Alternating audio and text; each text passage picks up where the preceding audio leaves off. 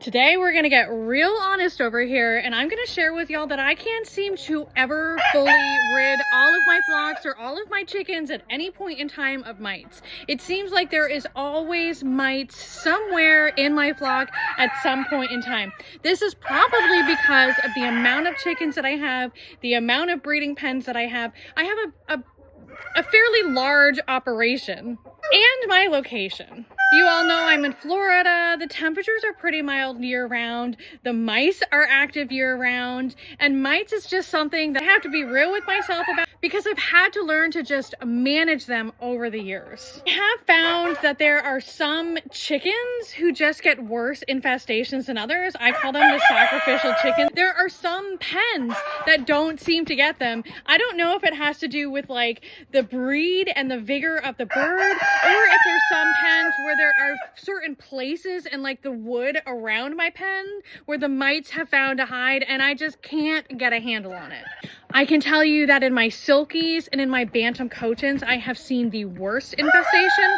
So in some cases, this may have to do with the way that individual breeds, their preening practices.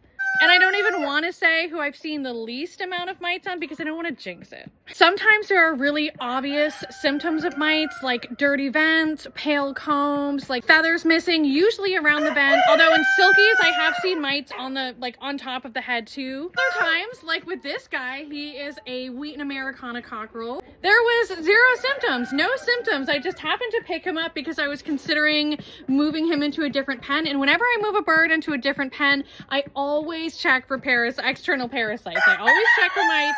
I always check for lice. Usually with mites, you'll see them right around the vent right here. Let's take don't mind me. Don't mind me with my no gloves on my face, right in a chicken booty.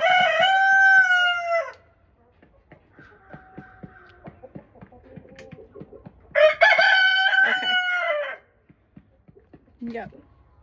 Okay, so can you see all of the kind of scabbing right there around his vent, around those feathers? You can, I don't even know if you can see the mites moving on that feather. Okay, look at this.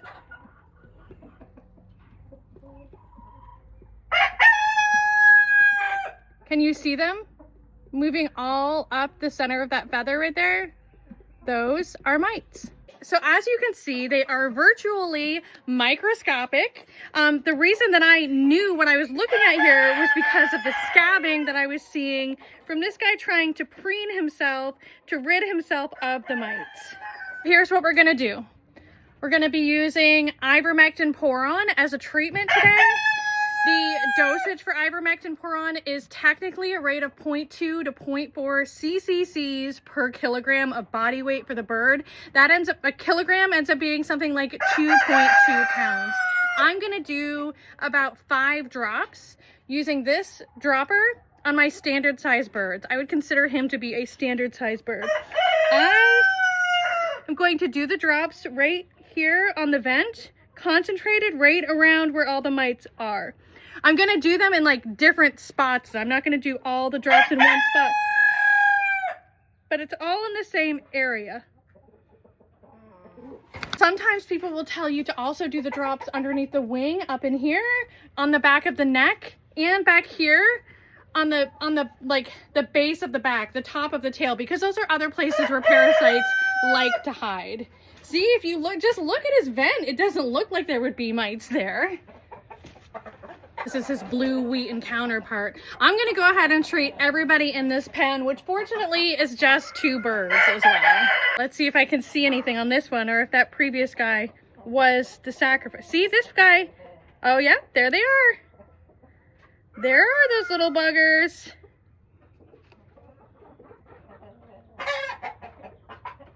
Now with the ivermectin, you want to make sure that you get onto the skin. Ivermectin actually works by seeping into the bloodstream through the skin. And then when the parasites bite the bird, they contract the anti-parasitic through the bite, through the blood. And listen, yes, the mites can crawl onto you, and yes, you can transfer them from one pen to another that way. That's how your chickens get them. They get them from mice, usually, from mice coming in that the mites have hitched a ride on. Chicken mites cannot live off of other species. They need chicken dander. They need the blood of chickens to survive. However, they can hitch rides, and they will try to survive off other things. Like, you know, they will hitch rides on me. They can get on your animals, but they need poultry to survive. So I'm gonna go now and wash my entire being before I go into another coop. I have had really bad infestations, like I said, in my silkies and in my cochins, and sometimes in those situations, like if the bird is really infested in mites, what I've done is I have bathed them using water and Dawn dish soap, and that does get all the mites off as well. Usually what I would do is I would bathe them, let them dry, and then also treat with the ivermectin pour-on, because sometimes, like when there are, like, there's gotta be millions, right? When there are that many mites, you really need to get them off the bird. Other thing is that ivermectin only works to kill live parasites. So retreatment is going to need to be done on anybody that I treat today in 10 days to catch any eggs that may have hatched in the meantime. There is a suggested egg withdrawal time with ivermectin, and this means a time period where we don't consume eggs, we don't feed them back to the chickens, and we don't feed them to other animals. And this is a period of 14 days for ivermectin, and that would hold true for both treatments. So after the first treatment, 14 days, and then 14 days after. So really, you're doing 14 days after the second treatment because you're doing the second treatment within 10 days of the first treatment. So it can be kind of a pain if your birds are for egg consumption, like egg production, but it's a necessary evil, because if you don't treat and the birds become infested with mites, they're probably not going to lay eggs anyways.